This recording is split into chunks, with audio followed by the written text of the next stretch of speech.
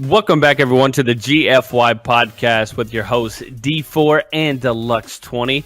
I just want to say thank you for all the support that you guys have shown us. We are moving up the charts, and it's all thanks to you guys. So if you would, make sure you leave any type of feedback that you can, and also rate it 5 out of 5 when you get a chance as well. We're available just about anywhere that you can find a podcast, so make sure you go there and subscribe. Also, we're available on the Deluxe 4's YouTube channel. If you'd like to watch the video version of this, go there and leave a like.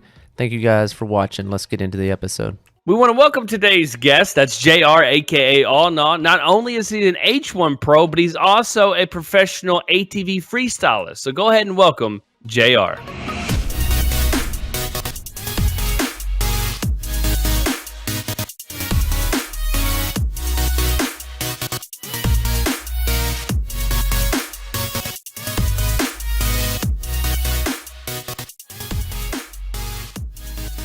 So what up? How you doing? What's up? We got a guest today, and that man, the myth, the legend, my man, freaking JR, aka AwNaw. If you've ever seen any pro H1Z1, you probably saw this man running around with the sniper. So what up, brother?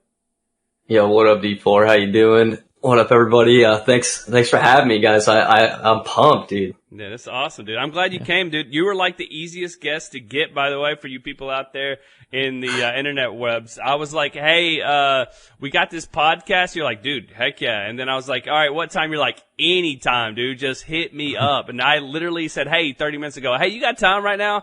And I was like, yeah, dude, I got it. So, dude, I appreciate you coming on because we've had a friendship for a while. I mean, I know a lot about you, but I don't know everything about you, of course. And that's kind of why I wanted to bring you on today. I wanted to see a little bit more inside of you because we've talked in passing a lot. We've had a couple of instances where we played together, but nothing really sit down, talk to each other. I've talked to you through my stream and you've talked to me through your stream, and that's been kind of cool. But I mean, other than that, we really haven't had a chance to like sit down and talk. You know what I'm saying? Yeah. We haven't been able to dot the I's and cross the T's yet, man. Yeah, I think your story is crazy, by the way. Like, you have one of the coolest stories. If you don't know anything about I'm going to call him AwNaw a lot because you're like, what the hell is AwNaw? But by the way, let's go ahead and get in that real quick. Before we start with the whole story thing, how did you get the name AwNaw? Because in the dirty South, like D20 and I, we had this song, and it's AwNaw, hell nah, bitch, gone and up and done it. And so that's what I think of every time I think of your name. So how'd you get your name? Yeah, dude, that's exactly where Nappy Roots, bro. Yeah, so, Nappy Roots. Heck yeah. When I got into Counter-Strike heavy and I wanted to have like a permanent name for gaming, that was my favorite song. So I was like, here we go, AwNaw, let's dance. For everybody out there, how do you spell AwNaw for everybody? Like, what's your Twitter and stuff like that so people can kind of look you up? Just at AwNaw. Okay. Pretty simpler. Yeah, because some people will put too many W's or not enough W's and all that stuff. So I just wanted to look that up. Try to keep it basic. Yeah. So, okay. So I'm just going to be straight honest with you. When you look and you listen to your voice and you look at you as a person, you look totally different from what you would normally think a person looks like with your voice. And when you look at AwNaw, you're like, oh shit, he's way different, but he's the coolest fucking dude in the world. I know I'm saying that because you're goofy or you're really good looking. It's just you're you, and it like makes perfect sense after you see the voice or hear the voice and see the person. But how in the hell? Like, give me your upbringing and kind of like where you're from and stuff like that, because I want to like tell everybody your kind of story. What's up with you? Right on, dude. Right on. Yeah, dude, I definitely have a different story than most. And, like you said, I'm kind of misunderstood at first, but once you kind of see around the edges, you're like, okay, I see what's going on here. But yeah, that's probably the one thing I noticed most about my life is, people underestimate me or, unexpected. Yeah. So, we started out, let's go to the beginning. I was adopted at birth by some badass parents. That's awesome. And, it's been not a big part of my life, but I knew about it at a young age and didn't really care. If my eyes, my parents are my parents. Dude, there's so many parents out there nowadays that aren't just normal moms and dads that birthed you. It's so many different kind of families, and I think that's like America in itself, and anybody in any kind of country out there. I think it's so normal now. Like my household that I have right now, and I was adopted too, but in a different way. Like my stepdad adopted me last name wise, but I'd lived with him since I was 4. And so like that's kind of the household I came from too. And so I knew my stepdad as my real dad and my real mom as my real mom. And so that was my household the whole time too. And my half brother has always been like my real brother to me. We have the same last name, blah, blah, blah. And so, that's always been like that. So that's cool, man, that you've had a different family like that. You hear that a lot, but, that's really cool, man. Yeah. Yeah. And like speaking about that, the different family thing, it may not be blood or biological. Like if anybody out there has a hobby that they do regularly, like whether that's gymnastics or like what I do, motocross racing, that's like, we call it in motocross, it's a race fam. Yeah. Because everybody there you see every weekend just about, and you know about each other and build such relationships and can count on them. Like if you're broke down on the road in like some random state, I've called some friends I know they're an hour away and they're like, bro, I'll be right there. Don't worry. Yeah, like like the word family definitely goes deeper than blood. For sure. Like, how'd you get into, like, motocross racing, too? That seems like a weird thing to get into, because, like, where D20 and I live, there's some places around us, but it's not really big. You see people from time to time that will go to the races and stuff, but it's not really that big around here. How'd it get started for you? Yeah, most people are, they ride, recreationally. Right. But, so going up through school, like middle school and everything, I played every sport possible. I played volleyball, baseball, basketball, anything I could get into, I was in. Even tennis, man, after school. And, we would always vacation to where I'm actually living now in Pennsylvania and ride in our woods at our cabin. And so that, growing up, 10, 12 years of riding, I was like, man, I want to race. And, for Christmas one year, I got a dirt bike and we had a track right down the road from here, about 10 miles. Finally talked my mom into taking me with my buddy.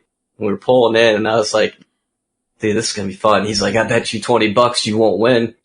Sure enough, I won my first race. And from there on out, wow. I dropped every sport. I got a better dirt bike for that next year and started racing.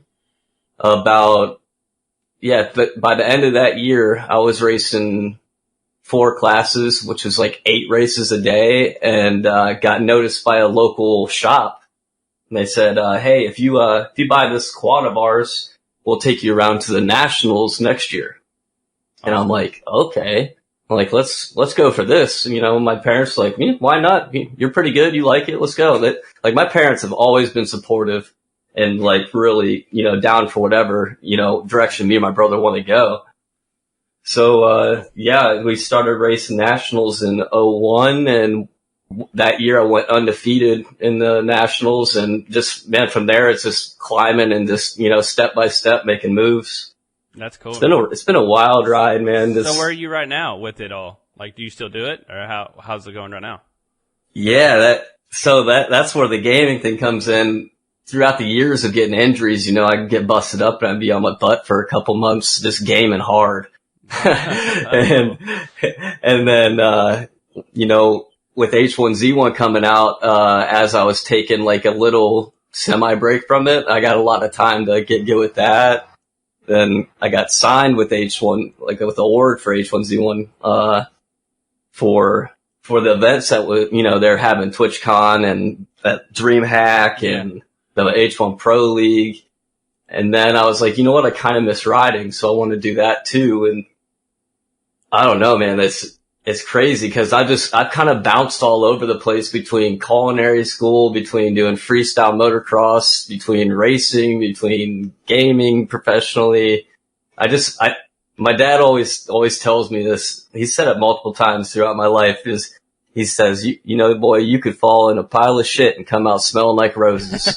Because I always just find like a random way to, exploit my talents. Yeah, what's weird to me is that now you tell me the story, I get the whole motocross thing. You picked it up, you're really good at it, and you probably don't have, like any cares in the world. You probably just, if you said you shatter shit all the time, then that's got to be something that you're probably not really scared of. But here's the thing. when you play any game, and here's where I found AwNaw. I found him through H1. He's not just good, he's super good. And I can not even, like, he's one of the best snipers I've ever seen on any game. And especially if you've ever played H1, that sniper is pretty shit. I'm just going to be honest. And so to get used to that thing is kind of crazy. But, with playing with him through that, I'm like, okay, so I'm putting 2 to 2 together here. If you actually try to game 24/7, there's no telling where you'd be right now. That's freaking nuts that you're basically good at everything you pick up in the first place. That's pretty awesome though. Yeah, I don't know, man. I've been lucky with what I've been given, I guess. I'm not a muscular dude at all. I'm 130 pounds on a good day. I'm a little skinny shit. Yeah, bro. I'm not a big dude, but I got a lot of fight in me. Yeah, that's cool, man. And, with the racing thing, I grew up racing nationals for about 8-9 years straight. And it was either, go pro at like 17 or 18 or get onto the freestyle thing. And the freestyle thing blew my mind because I saw my buddy do a backflip and then ride right to the gate of a national race and start racing. So not only did he get paid to do a backflip and be the center of attention, but he also got to go out and race right after that and won the race. I'm like, yeah, I need to get on this. So tell everybody what freestyle is that don't know about motocross. Yeah, so freestyle is like what you see at the X Games. So we'd be doing like tricks hanging off the back or going through the bars or doing backflips. And what's awesome about that is everybody's pretty much down with it because it's got such a big risk factor. Mm-hmm. People don't even expect a quad to do that stuff. So the quads, it's beat me up, but it's also taken me around the world. By the time I was 25, I almost had my passport full. That's awesome. Yeah, man, I've been very, very lucky from what I've got to do with my life.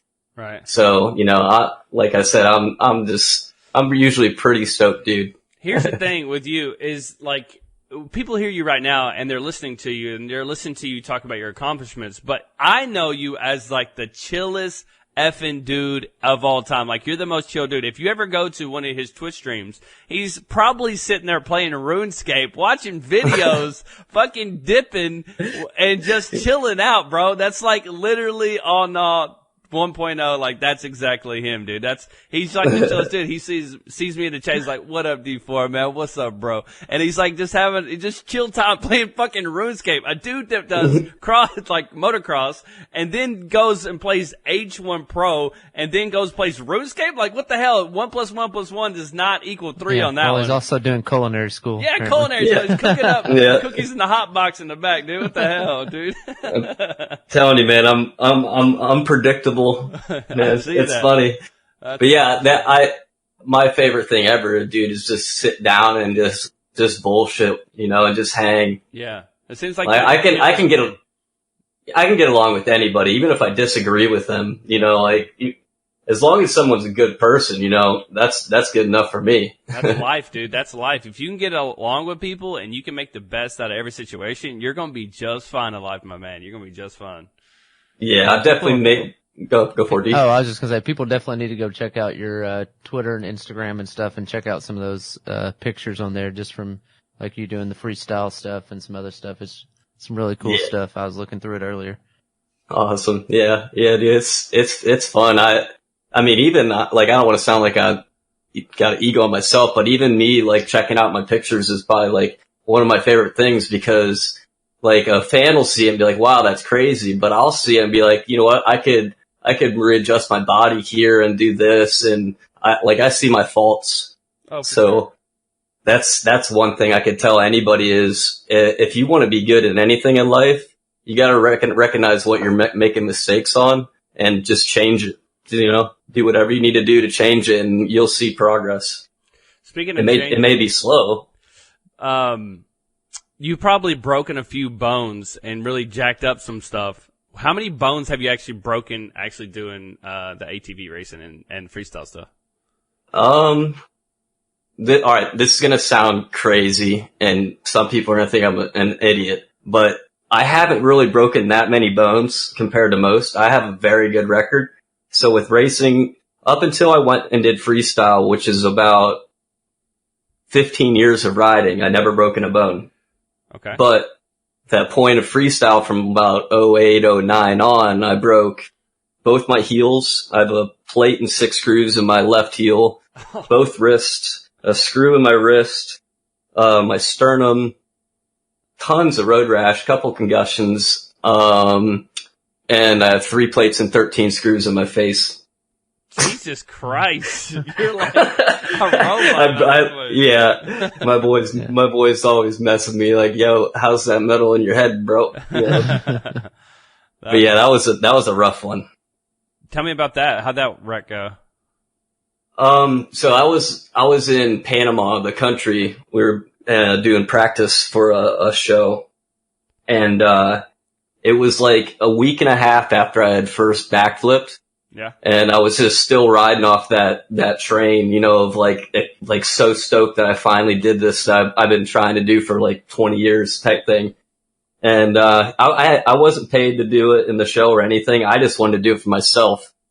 And I pulled a little early, so doing a backflip on dirt bikes and quads is all about timing your pull, your transfer of weight to the backside. Right. And I pulled a little early and came in about on the front bumper and then went straight to my face. And that was 7 days in the ICU, and then it took about 6 or 5 days of the swelling to go down before I could get into surgery up in the States. Damn. But I was back to riding. I got cleared to go back to riding 3.5 months after the crash, and went down to Oklahoma and jumped right back into the show. And, you know, just pretty much brushed it off and said, you know what? I know my mistake. I know what I did wrong. Let's move forward. Dude, listen, like you doing a backflip and falling on your face, that is rough. Don't get me wrong. But you doing a backflip, landing on your face and doing all that stuff in Panama, a different country, and going to their doctors and hospitals, I'd be scared out of my fucking mind that I was going to die. Like, holy shit.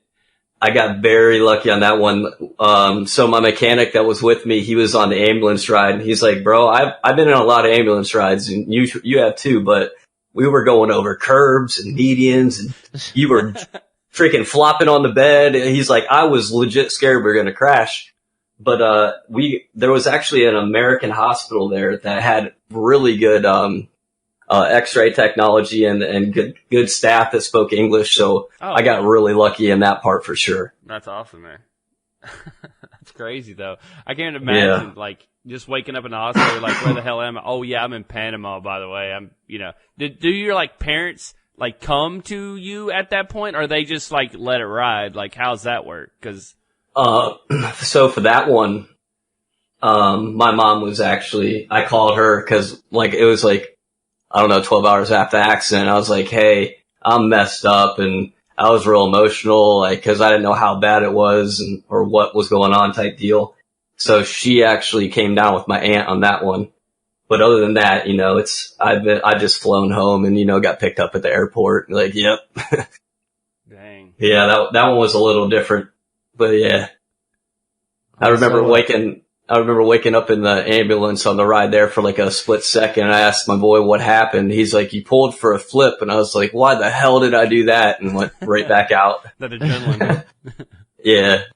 So your parents, like your mom and stuff, were never like, okay, you're done with this. Like let's I mean, find something else for you to get into.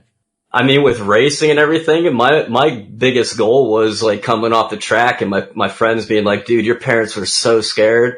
Like they were freaking out. I was like, good. That means I was hauling ass.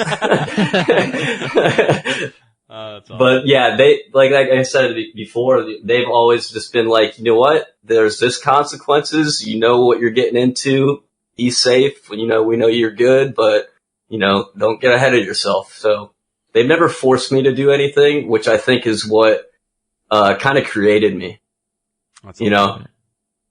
Well, I mean, a lot of people probably listening and watching this, are fans of video games. If they follow us, it's probably due to video games or whatever. And there's a lot of people out there that just make YouTube videos and, do stuff like that. But becoming a pro gamer is kind of like, I know D4 and I've kind of talked about that before. Like when we grew up, like we were like, oh man, I want to like test video games or be a professional gamer. Like how did that come about for you? like actually getting into with somebody and saying like, hey, we want you on our pro team and all that kind of stuff? Right. Yeah. So, when I started getting into H1, I was, I found inboxes and I was like, it was right before he got partnered and he then blew up after that. And he was one of the best for sure back then. Mm-hmm. So I kind of, learned his techniques, and then we created, a team of 5 for the public scrims through his chat. We were basically all mods for him, and, we started playing and everyone counted us out and they're like, the mods are here, blah, blah, blah. We ended up doing good. And then, basically it was just building a reputation within the community. Like D4 said earlier, I was known as a sniper, and I got that very, very quick in the Z1 days, that reputation. And basically from there on out, it was just being cool and making friends with everybody and trying not to burn bridges, just being respectful and trying to make as many connections as I could. That is if you are a YouTuber out there, if you are anybody that wants to be in social media game of any sort, and I'm telling you this after like almost 10 years of experience, do not burn a damn bridge. That is the biggest thing that all these new pro players do, and you see all these new content creators, they piggyback off of each other, they backstab each other 24/7, and there's so many things that go on behind the scenes that you see. And they talk shit on games. Do not talk shit on any game. Because I've had friends that I played with, that I was friends with, that now work at Twitch. They work at different gaming companies, Call of Duty, you name it, whatever. And then what has happened, I've played with a lot of people and started working with other people on deals, worked on different games that I grew off of. Speaking of like H1, one of those games, and me being friends with people has got me deals. It's also gotten me into other games. Some of those people have left certain companies and went to a different company, and it has paid off dividends because I didn't burn bridges and I didn't talk shit. Do not talk shit on a game that you can't back it up on. If you want to burn every bridge, then go ahead, burn every fucking bridge. But don't talk shit on people and games because it's not worth it at the end of the day. So, AwNaw, I think what you did, that's amazing. I'm not saying you got to be fake, but just don't burn bridges. If you don't like somebody, just don't talk to them. You don't have to talk shit behind their back. Just don't play with them or do not talk to them. It's not that hard. Yeah, exactly. Just don't associate with them and keep it neutral. Exactly. If you need somebody to vent to, get a real life buddy that kind of knows what's going on and, just vent on them, D20. What? Who said that? I don't even know. Well, hello? That's how D20 and I basically got into gaming. Like, I was playing, being an idiot on Halo, and I was talking shit to people online, and, we got in. Sleeping on the couch. He was sleeping on the couch. And he was like, dude, I was like, you want to play with me? He's like, dude, I don't even have a gamer tag at this point. He's like, I don't even know what I should be. I was like, well, I'm Deluxe 4. Why don't you just add your sports number to the end? He's like, all right. So he became Deluxe 20, and we just played Halo all the time. We played 2s all the time. And then that turned into me making videos, then dragging him along, meeting other people, and then just kind of continuously down the road continue to do that. So I don't know. It's like, same stuff there, man. Just don't burn bridges, and you're right. Having a friend that you can talk to, and it didn't have to be someone that you know IRL, but it's nice to have someone IRL. Like, there's not a lot of people that know the ins and outs of me 24/7 and everything that I do in my life, but D20's one of them because he's my boy, and I tell him everything, he tells me everything, and that's just kind of how it is. Yeah, you gotta have somebody to talk to. That's like the best thing for anybody. So can't be holding that stuff inside. So you said your friend. Is it like your best friend, or who is this person that you talk to?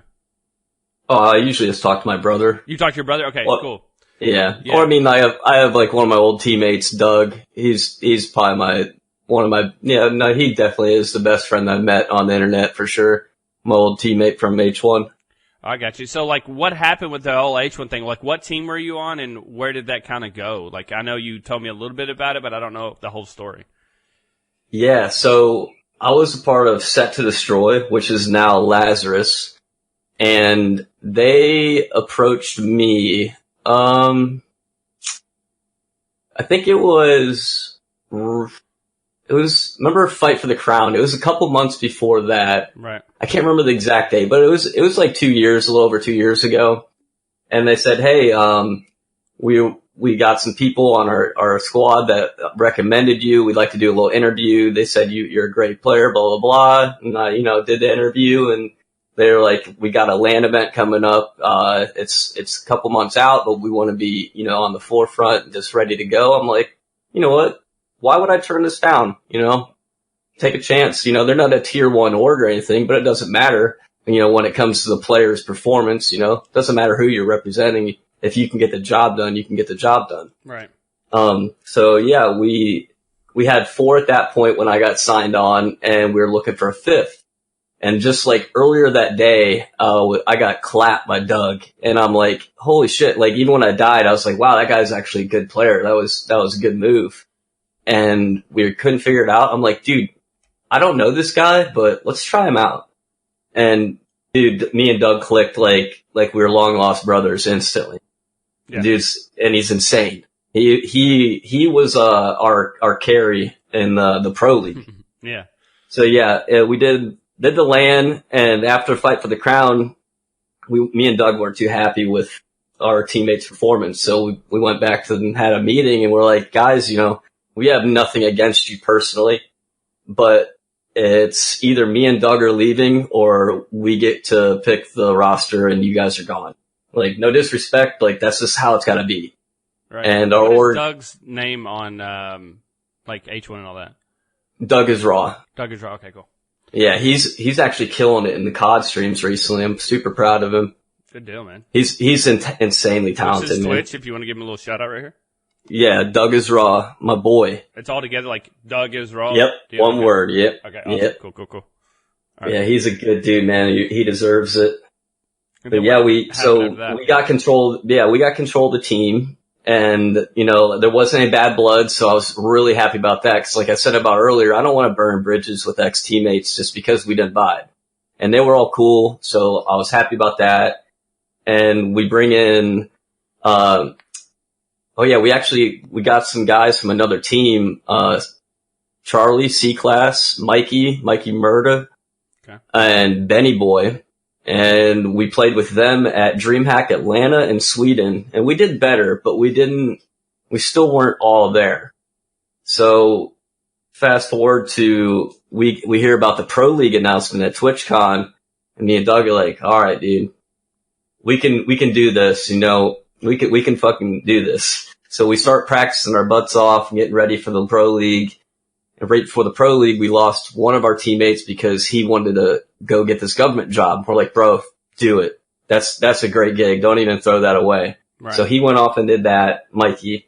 And then Charlie, I think he was going through like a little crisis. He's got like a family and everything. So he wanted to go and do some other things. We're like, all right, that's cool. So it's me, Benny, Doug, and Stomp a Little. Stomp a Little was originally our coach and our 6th. So in case we need a ringer. Right. So we brought Stomp to the roster, and we, got Prodigy Aces. He's one of the gold AK winners from the showdown.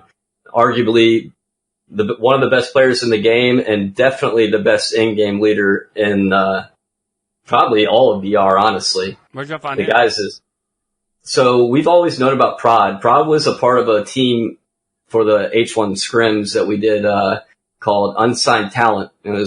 They were the dream team. Mm-hmm. They were absolutely like 90%, I'm not even 90, I'd say 80% win rate and like 95% top 5, which is amazing to hold that in VR, especially against all the good teams we were going up against. Prod was just leading it because they're basically all slayers, and then Prod's game intelligence is just amazing. What is he doing now? So he's playing Fortnite. Oh, cool. Is he good at it? Yeah. Oh yeah. Yeah. Yeah. Who did he get picked up by? TSM. Just recently got picked up by TSM. Oh, cool. Well, heck yeah. So he's doing great.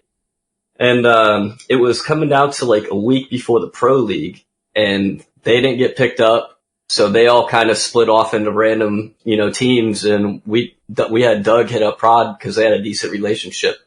And he's like, yo, I I got you a spot if you want it, basically. And Prod's like, probably got 6 or 7 offers, and he decided to roll with us. So, we had like maybe a day or two to play with him before we actually flew out to Vegas and started, playing. But, yeah, dude, after like our second week, we became like a wrecking train there for a little bit, just dominating. We were always aggressive and getting those early kills, because in that league, kills were like your main point source. Right. And we were all down to play aggro and move early and try to catch people on the rotation. And dude, the pro league was like a blast and an amazing experience and a fucking nightmare all at the same time.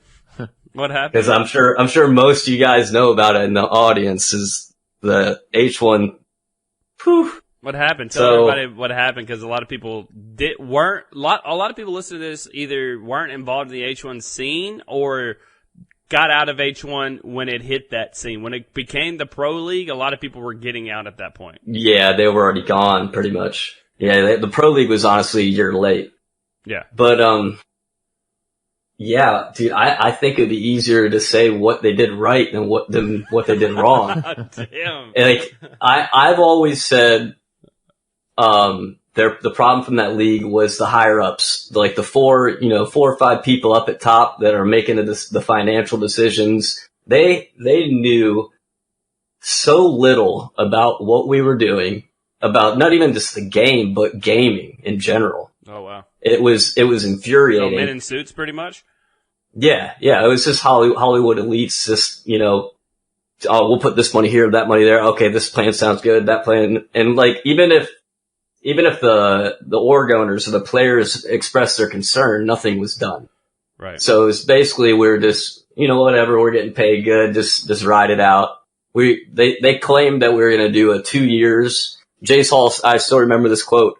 He goes, "I don't care if you guys are the last players in this game. We're going to do this. You guys will not be left out, hung out to dry." And we made it through the first split and didn't even get to finish the whole damn league. No, not even a whole year, man. Like, they had a $38 million. Much, yeah. Yeah. They had a $38 million budget and we played 10 weeks and it was gone. Like, they had the wrong people in charge. If there's quite a few people that were there working it, that were very qualified and knew what to do and knew how to do it, but they couldn't do it because, they weren't the right, they didn't have the right job title. You know what I mean? Yeah. As a pro gamer, how's it work on your end? I mean, I get the higher up stuff, like, a lot of that stuff is like mishandled, a lot of it because it's new to a lot of people. I think H1 being a BR was the first BR to really go pro and have kind of the pro scene going on with it. So I get it. There was a lot of mistakes and there was a lot of people that didn't know kind of what was going on with the whole scene. And there was just a lot of people trying to make money and not really, invest. And it was just weird. But anyways, on your side of it, how was it? Like, did you have to pay for your plane tickets? Did you pay for your entry fee? Like, how does a pro gamer schedule go when going to some of these events, and what do you basically do? I mean, generally it comes down contract to contract, but what I tell anybody that's like kind of new to it or might be signing a contract is you do not pay for flights. You do not pay for hotel. You can't always expect a per diem, that cash for food, but, you gotta feed yourself, so it's whatever.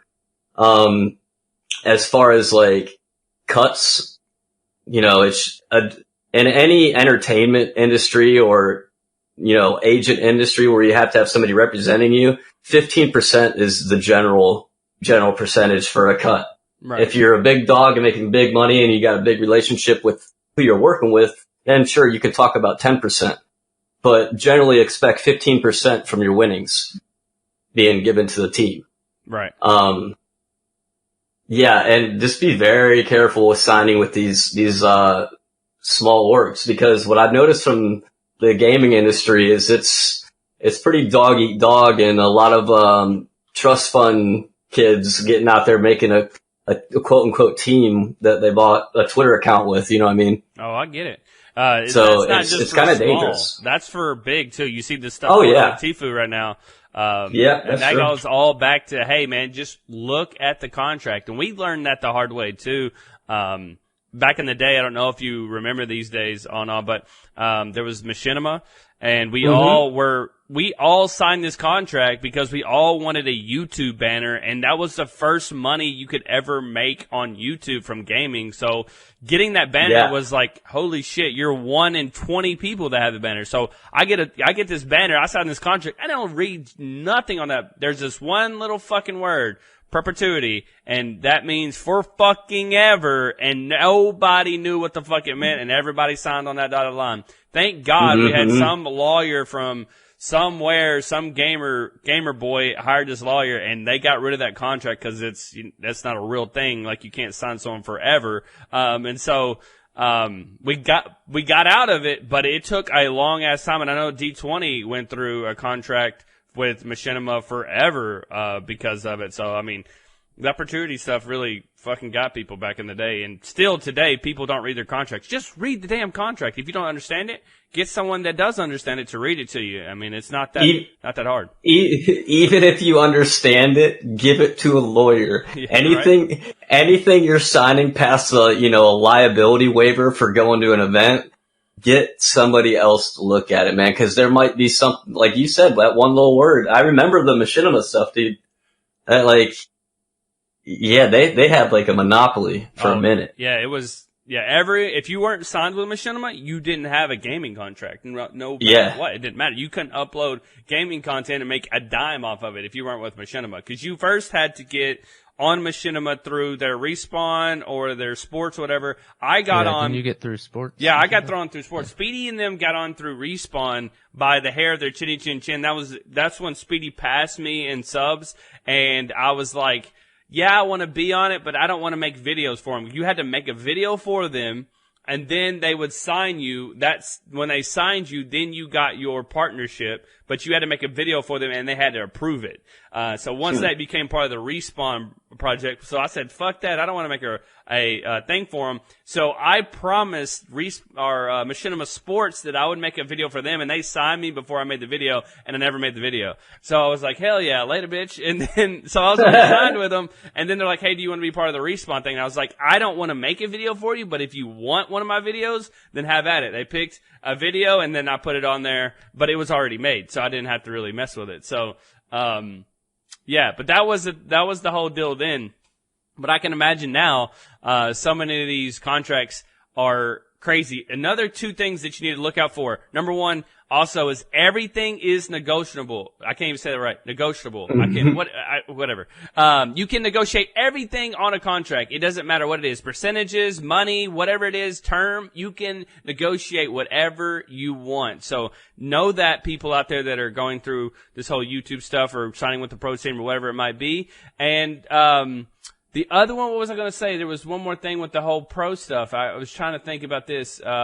You had to look at, lawyer was one of them. I'll think of it here in a minute, but Jesus, there was like one more thing I wanted to tell everybody, and I totally forgot what it was. Maybe I'll spike it. Maybe I'll spike it here in a minute, but I totally had it. But anyways, definitely, right. That was the thing.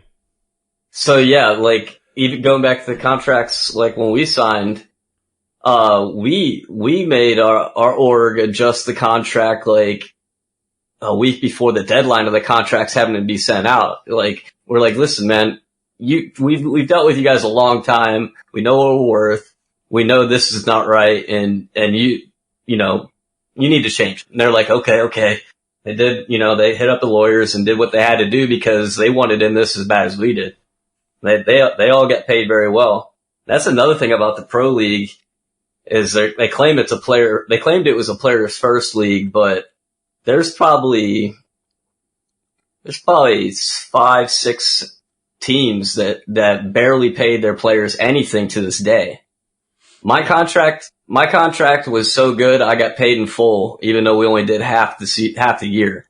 That's awesome. And like we were, I can't thank Charlie from, Lazarus enough, like how well they handled everything, and they actually had our back, man. Like I consider them like a true friend besides the business shit. Like they looked out for us at the end of the day and made the league finish out their payments. So that was awesome. But there's kids that came over from Europe, man, that they may have only gotten 20% of their pay. And once the league shut down halfway through the season, they were told, well, good luck, good luck on your way home. And, oh, by the way, the house that we rented out for you guys is going to be, closed down next week.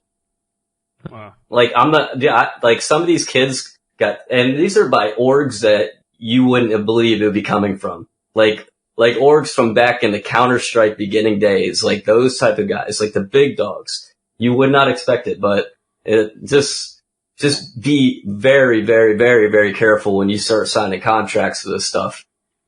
I remember that other thing now. So every contract, just because you sign a contract for like 2 years doesn't mean one party or the other can't go ahead and cut that contract off. So there's been contracts that we've had in the past where we're on this deal and there's no expiration date.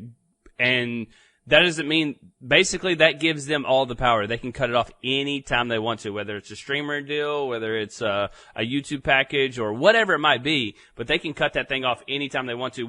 I've been in the middle, like, hey, we're going to pay you for a year, this X amount of money every month, and getting to month number 2 and they're like, later bitch. And they're like, we're not paying anymore. We're done. And I'm like, what? Yeah. Yeah. And that's part of the contract. Like it's basically, it has no expiration date, so they can do whatever the hell they want to. Yeah, you need to make sure that they're financially liable from what they're promising as well. Yeah, exactly. That's a big thing as well. But yeah, that was the other thing I want to say. So thanks for marking that because that kind of helped me out with that. Thought I'd spike that for you. Yeah. So you've been paid to race motocross and do that kind of stuff. You've been paid to play video games. Have you had any other jobs outside of those? I worked at a pretty cool, drift and like motorcycle shop out in Vegas when I was kind of just taking a year off just to relax and, do something different. Our shop out there, like it was crazy. We had like desert trucks that was doing like Baja, then we'd have like That's cool. our boss that did it. He, some of you guys might have seen the videos that are the monster drift videos with the motorcycles. He does it's like the Drift 1, Drift 2, Drift 3 on motorcycle series. They get millions of views and all that. So we always had like badass turbo street bikes, and we had a bunch of freestyle guys that would always do wheelies in the parking lot, and we'd race our motorcycles out in the parking lot and pull out the drift cars. There's a couple guys that were like pro drifters that were out there. There's always something going on at that shop. It was a great time. That sounds cool. Yeah. So I mean, you've done a lot of stuff. Where do you see, I mean, I guess if you could call it a career, because you've done a lot of different things, kind of bounced around to different things. But like, where do you see your career going, or where do you see AwNaw or JR in a few years down the road? Really, I ask myself that a lot. What I've been thinking and trying to do, I want to be able to have like at least some type of PR job or some kind of in and out job with gaming or even the riding industry. But what I've been kind of leaning towards recently is getting some experience in like large equipment like bulldozers and stuff. Dude, you can make so much money. Yeah, I'm really good with like operating things, so yeah, that or a crane. The crane people make a shit ton of money, and all they do is sit there in the air conditioner, dude, because not many people can do it. It's so nuts, dude. I just looked all this stuff up. I was looking on like a Reddit forum or something, and it was like jobs you wouldn't think make a shit ton of money. And the thing is, a lot of people don't know how to work heavy equipment. Like, you can get paid hella money from different jobs. Let's say, I'm just going to make up some shit. So let's say you go to Alaska and you're digging for gold, okay? And they're like, hey, we'll pay someone just to run our backhoe or whatever, our bulldozer. And when you get there, they pay your ass before you get on the damn thing because they can't find people. It's so rare to find people for a lot of these jobs, and you get a shit ton, and you get guaranteed no matter how the job goes. Let's say you don't find one nugget of gold. It doesn't matter. You already got your fucking money. So a lot of times those jobs are easy. You don't do a lot of work, and you're the only one that knows how to fucking do it. So that's pretty awesome. So I'd say, hell yeah, get into that. Yeah, one of my buddies, he's actually an old pro ATV and monster truck driver. Like, he was like my idol growing up, and I became really good friends with him. He didn't drive Great Vinegar, did he? No, he didn't. He actually got into monster trucks through Gravedigger and Dennis Anderson, though. Oh, damn. Okay. But yeah, he's now doing firefighter work and heavy machinery out in California. Oh wow! So fighting fire. What he does is, he leads like these dozers plowing past on these mountain cliffs and like getting it so the firefighters can get up there and access everything to kind of control. And he's telling me stories about it, like left side, 200-foot drop, right side fire. I'm like, bro, get me in on this. And he's like, whoa, hit up backflips off the dozer, dog. He's got a badass place out there. We're going to be filming at. We need to talk about that here in a little bit. But yeah, he's like, yo, just hit up Luberg, which is another old pro guy that I've been friends with for a while. He lives in Ohio. He's like, he's building a track. He'd probably let you go out there and, mess around and get some experience. I'm like, that's right. So hopefully I can get that in this year. But yeah, I might lean towards that because you work like 4 or 5 days hard and then you're off a couple days type deal. Awesome. That seems like something up your alley too. Yeah, dude, for sure. I've always wanted a job that's needs a little risk, but it's rewarding and it's purposeful. Like with my freestyle gig, the coolest thing ever is sitting in the autograph line and having some little kid that can barely see over the table come up, eyes all bug-eyed and just smiling and just so stoked that they're getting to talk to us because, 5 minutes ago we were 30 feet in the air upside down and now they're just like, oh man. So it's really rewarding because we do a lot of the shows where we go back to the spots year after year. Oh yeah. And you get to see these kids grow up or you see them go from like a little kid into like a, high school teenager and it's cool. That's cool, man. Hey, listen, like if you want to make it big on YouTube, here's what your ass needs to do. You need to start putting up all your ATV stuff 24/7, like living the life of AwNaw on a daily basis when you go to these things. Fucking buy a GoPro. I would watch that shit 24/7. I'm not even joking. I would watch your dumb ass break your face 100 times, be in the hospital, walking around, shooting the shit with people because you're like the coolest dude in the fucking world, man. I'm telling you. I'd watch that shit all day. What are you doing? I know. I've slacked so hard on that stuff, dude. I love messing with nurses, though. That's my favorite. Buy somebody, buy some dude to follow you around. Like get your brother to do it. His ass ain't got nothing else to do. Like, you ain't wrong. Get his ass in there, show him how to cut up things in Vegas, and you're good as hell, man. Because I can imagine this. Here's AwNaw, dog. He's going to one of these events. He's like, hey, bitch, I'm about to win this race. Wins the race. He's like, oh, I'm kidding. Here, I'm going to let you try to get some of your money back, bro. You didn't win any money. I'm going to let you get it back. Let's play some H1 real quick. If I beat you, you owe me 100. If you beat me, I give you 200. You beat his ass, he steals $100, man. That's what you do all the time. Hey, easy money. Boy, I'm telling you, hustling. This man's gonna be hustling. Yeah, for real though. You need to get that shit together. Tell your brother I was telling him. D-Force and get your shit together, brother. Oh my God. What are you doing with your life? Get it together. Come on. Oh man. That's funny. Yeah, I really do. I wish I had a guy I could just send off, SSD cards or whatever to. Right? I mean, you're winning all these damn races. I don't expect why you can't just throw a couple $100 at somebody and they get it done, man. See, that's what's messed up, man. I've done a lot of cool stuff, but I've done it more for the passion. That's awesome.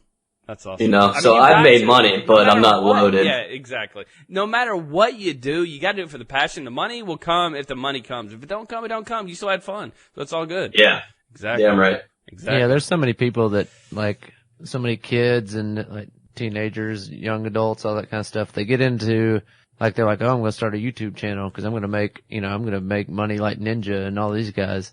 Like, I'm going to be on, but they're not that passion. Like, it's not really their passion. They just want to make money and not have to do anything but play video games all day. Right. Like, they don't put the time in. They're not, out there grinding. They're like, oh, I play video games 2 hours a day and beat my brother. Post it on YouTube and I can't get any views. Like, what's the deal? Like, they don't watch tutorials on how to edit. They don't, they just post a gameplay and like, I don't know why I'm not a millionaire by the time I'm 16. Like, kids just don't have a drive to try to do stuff and like, agreed. Yeah. a lot of people seem to forget about Ninja streaming for like 12 hours a day for 6 or 7 years. Even H1, he was a really, really good player at H1. I used to watch him all the time at H1. He would have 200 people watching him, which is a big number. Don't get me wrong, but it ain't the Ninja that we know now. He was really toxic back then, and I loved him. I loved him. I loved him. Yeah, dude. Yeah. But I love the Ninja now, too. I'm not going to say anything bad about him because I love Ninja to death, and I know the grind. I know how hard he's worked, and I'm super proud of him and everything that he's done so far. But, I mean, sometimes it takes years upon years, a bunch of years, and some people don't have that time. Some people got to get a real job, got to get an education, got to do this, and this. So, I mean, some people don't want to put the time in to get the rewards. So, it is what it is. Everybody wants everything right now, instantly. But it ain't no game. But we're going to go ahead and get into some games with my boy D20. D20's got a couple games for us right now. So let's go ahead and jump into those. Tell them what's up, D20. All right, AwNaw. The first thing that we have up is one that we do kind of in each one. It's called What Are You Digging? And we're just going to kind of ask you a question, and it's just something that you're into right now, like whatever. My favorite. Yeah. So the first one is, what food can you not get enough of? Now, we talking like a meal or a single food? I mean, you could go either way. Like, if there's something, like, if you have like a craving food, like, oh man, I gotta have, whatever chips every day. Or if there's just a meal that you're like, anytime you go home to your parents' house, like you want mama to fix that for you, like something like that. Oh yeah. Steak, mashed potatoes, corn and gravy. My man. Nice. Okay. Bro, just okay. The corn's got to be stirred with the gravy and the taters. Dude, are you sure you don't live in the South, feller? Come on. Bro, all my friends are from the South. Everyone, dude, so many people think I'm from the South. Dude, I'm like, nah, dude. Yeah. I got biscuits with that. Oh yeah, cornbread, buttered to hell. Buttered to hell, boy. I tell you what. You can't even pick it up because it's so buttery. You can just slide it in your hand. You gotta get that bitch with a straw. That's good shit. Slurp it up with your mashed potatoes and corn. Hell yeah. Mix it together. All right. The next one is, what are you digging? And it is, what is your chill game right now? Like, if you just want to chill out, just kind of like veg out, like not worry about anything, just playing a game, what is it? Battle, dude, between some, But I have to go with RuneScape, dude. There's no other game you can chill. Yeah, like, that's just, you can literally go lounge mode and just click every now and then. No, if you've ever seen, I brought this up earlier, but I'm going to bring it up one more time. If you ever go to his stream, AwNaw sitting back, chilling, got RuneScape in like a small window. He's watching videos with you guys, opening up YouTube videos, watching dumb people do dumb shit, and then he's just like fishing on RuneScape, fishing for lobbies, you know what I'm saying? But, it's, I don't know, it's the chillest shit ever. It's like crazy. But anyways, I thought that was pretty cool. Yeah, we used to do like Ramseyscape, where we'd watch, like Hell's Kitchen or stuff like that. I watched it with you. Yeah, exactly. All right. The next one is, it's kind of along those lines because you do this some on your stream, but what YouTube channels are you watching right now? Definitely, Scotty Cranmer. I love them, what they got going on. He's a BMX guy. Oh, cool. But, like, he was one of the best. He probably was the best, or at least top 3 when he had his accident. And, he had like a really bad head injury and spine injury, and he's like slowly over the years getting back to going and riding. But he's got a cool crew. He's got a couple funny guys, a couple hardworking guys, a couple just crazy guys. So they got like a good mix of personality there. Who's that remind me that should be doing that shit? I wonder who that should be. Maybe you, JR? The fuck, man? Yeah, you're right. You're right. Get your life together, man. Holy You're right, dude. See, but whenever I would film all the time, back when we first started, especially, but it was almost impossible to get anybody else to film me. Oh, so like yeah, all my footage is like my boys, you know? I kind of flew under the radar for a lot of shit. Cause you were filming everybody else. I get you. Pretty much. Just doing my own thing. Yeah. All right, the next one, what are you digging, is what music is on your all-time playlist? Like, if you had a playlist of your favorites, what kind of music? Just give us a couple songs. You ain't got to give us 50. Well, definitely Nappy Roots, AwNaw, you know, AwNaw. gotta represent. Isn't that your sub sound, by the way? Yeah, I think our follower, yeah. Yeah, follower, yeah. Follower? Okay. But, as far as songs go, dude, like, I think Eminem, Die Motherfucker, dude, it's just savage. Okay. But classics, I love classic rock. Like, that's my go-to. So, like, What are we talking? Led Zeppelin? Are we talking AC/DC? What are we talking? yeah. Dude, it's just so hard to pull one favorite out because, like, I love all types of classic. I love, like, Cash, you know, Johnny Cash, okay. Yeah. I mean, I consider him more rock. I know people say he's country. I think that's perfect. I think you're putting him in the right category. But, shoot, man, anything you hear on like a normal classic rock station, I can get down to. It's like when you're traveling the States and you're in the middle of nowhere and you burn through every CD you have, there's always going to be a classic rock station. Always. Oh, yeah. Always. That's true. All right, that's going to do it for What Are You Digging? We're going to move on to our next one, and it is called Pump It or Dump It. And basically, we're going to give you just a random category or random topic, and you're going to tell us if you like it, if you would pump it, or if you dump it, like you don't mess with that kind of stuff.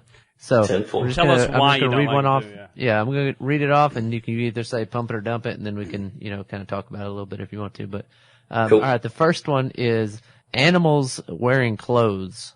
Pump it or dump it? Dump that shit right now. I agree. Stop that shit, dude. I hate it's that ridiculous. Shit. They don't like it either. I don't care what I don't care what the fur mama says. Like that whole shit, bro. Get the hell out of here. Dogs want you to pet them, throw the ball, and give them a treat and tell them they're a good boy every now and then. That's it. Good. You know what I'm saying? Yeah. I love dogs, but dude, quit dressing your damn dogs. They don't need shoes. What the fuck? They don't need shoes. No, please, that's the worst, That bro. is the worst. You're just that's like throwing like cement blocks on your shoes and be like, all right, bud, go have fun. Yeah, people have their animals wearing clothes, and then now we have furries that are wearing animals. Thinking they're animals, and the animals thinking they're people. We don't know what's going on. 2019, bro. Exactly. All right, the next one, reality TV. Dump it, dude. I hate it. Dude, I hate fake shit. Like, I cannot stand, especially like fake TV where, like, I've done enough filming of like my writing and then enough filming of like people like saying, all right, we're going to do this scene for this and we want you to act like this. Like, right. I can understand like having a little plot, but like making fake drama, that shit's just, nah. You don't like the Kardashians, bro? Come on, dog. I'm not keeping up with them, I guess. No. All right, the next one is superhero movies. Pump it up, bro. What's your favorite? Who doesn't like? Yeah, I don't know. You a Batman guy? You like Iron Man? You a Spider-Man? What you? I like Iron Man, but like I like Joker's role. I like the villain roles in those type of movies and action movies. Looks good too, man. Looks good. Hell yeah. Hell yeah. All right, the next one is cheesy dad jokes. I think we've had enough of that. I think we should dump that. We've had enough. It seems like every Tinder girl I see is like, I love dad jokes. Hee hee. Like, get out of here. Dad bods and dad jokes. Yeah, I'm glad the dad bod thing's gone, dude. You just have daddy issues. Yeah. Yeah. I mean, there's a few I would let slide for sure, but generally dump it. Go ahead and tell us a dad joke. Let's go ahead and get one in there. You got any dad jokes? I don't got one of them. Nah, dude. I hate the jokester. I make comedy on the fly. On Twitter, or Tinder, I should say. You hit him on Tinder. That's the first thing you do, dude. Hit him with a dad joke. Mm-hmm. All right. The next one is hiring help. Like, are you the kind of person that, I mean, obviously you do like motocross and all that kind of stuff. So are you somebody that just wants to like figure out how to fix stuff? Or would you hire somebody to fix something? Definitely hire. So yeah, like, I pump that up. If you're not 100% confident in yourself or don't want to be to that point. Like I started hiring a mechanic in freestyle after I had my second heel break because it came down to mechanical issues, and there were little mistakes that I made. So from there on out, I hired my own mechanic that I knew that was very good, and I trusted him with my life basically, and I never had another issue again. So some things definitely. But like, if it's something like fixing a flat tire, you got that, right? Yeah. Changing a light bulb. Yeah. A specialty job, sure, hire somebody. But if it's something that you just need to, watch a YouTube guide on or something weird, knock that shit out yourself, because the best thing in life is experience. I like it. All right. The next one for Pump It or Dump It is reading novels. Are you much of a reader? Yeah, I say pump it. There's one thing I learned from my dad is reading all types of different literature is definitely the best way to soak in new information. Is anime literature? No. Thank you. I love it's you a more. sin. I love you way more. Thank you. All right. Dude, there's two things that freaking bug me on Twitter. It's furries and weebs. I just can't, man. I got friends that are weebs. Like, I let that slide, but if you're dressing up as a damn dog at night, we gotta have a talk. Oh, shit. All right. The next one is salt and vinegar chips. Oh, pump it up, bud. Yes, I like it. Make it burn. Make it bleed. I like it. You ever eat so many Sour Patch Kids or Warheads, your tongue bleeds? Oh yeah, dude. I don't know about bleeding, but you definitely have a different texture on your tongue. Or your Yeah, mouth. dude. Yeah, like the roof of your mouth's all cut up. It's all done. Uh-huh. Oh, yeah. Yeah, that's when you know you did work. All right. The next one is audibly farting in public. I'm gonna pump it. I'm gonna soft pump it. Yes, soft pump on the location. Yeah, maybe two. If you're with your grandma, your mom, out to something, kind of more where you gotta show a little class, definitely, walk around the corner real quick. But if you're like at a bar or you're at a McDonald's and the cashier is pretty cute, just stare her in the eyes and just let it go and give her a little wink. Just one of those long, like, creeping out ones. You can keep that one, baby. It'll be like disgusting, but she'll never forget you. She can taste it. That's what I'm talking about. All right, the next one, peanut butter on pancakes. Personally, dump it, but I ain't gonna hate you if you pump it.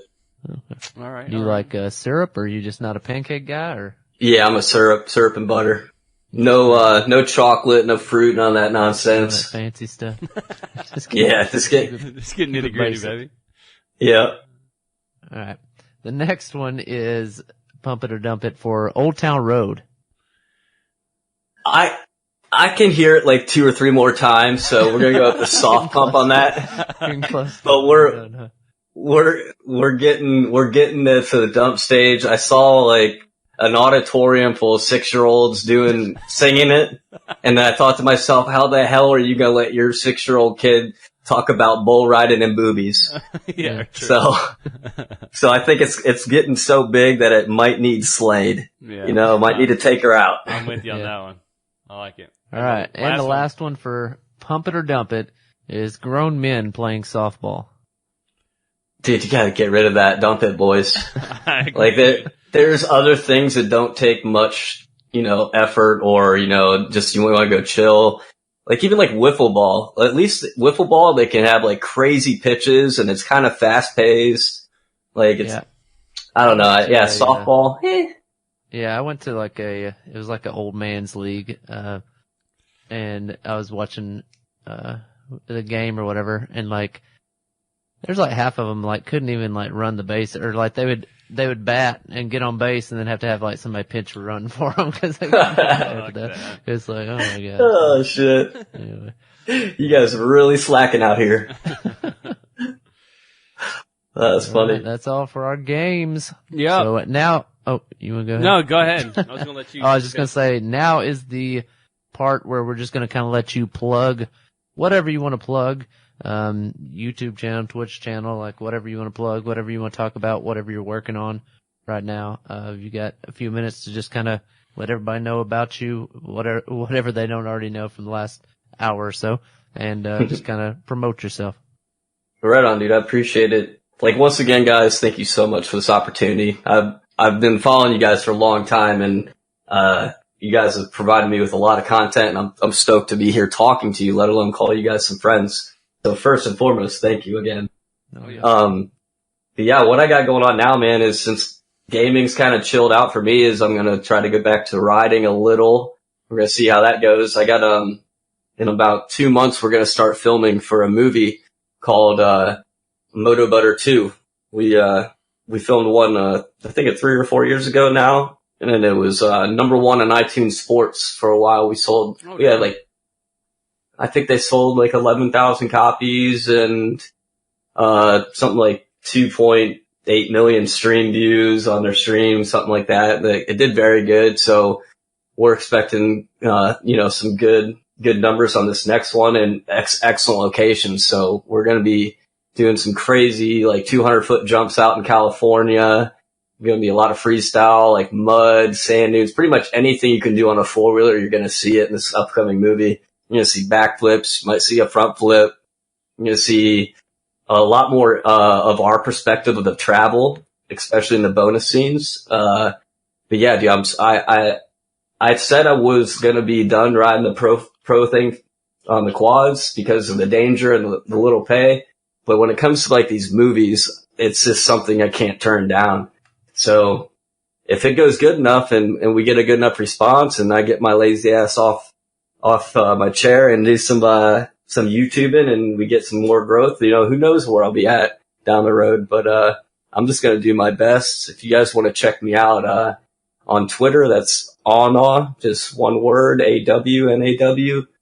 My Instagram is a little different. It's my racing number. It's 1_1_3. Basically 113 with spaces. And that's where I post most of my riding stuff. But yeah, dude, so I'm just planning on getting out west here. Gonna hit up TwitchCon, hopefully meet up with some of the old gaming buddies. And thoughts up there? Yeah, I don't mess with those. I stay away from the e-girls.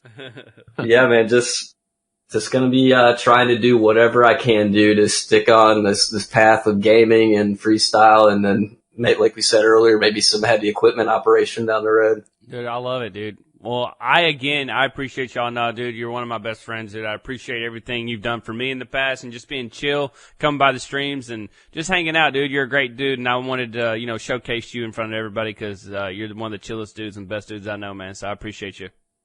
Thank you, dude. Thank you. All right. All the links for AwNaw are going to be down below, guys, if y'all want to check them out. But we'll see you guys next time on the podcast. Don't forget to download it on any of the devices that you guys have. It comes out early on all like Google and Apple and all that stuff, and then it will be uploaded to YouTube a few hours later. So if you want to hit it up, you can download it at all the links down below. But anyways, we'll see you guys next time on the GFY Podcast. I'm D4, and for D20, we out.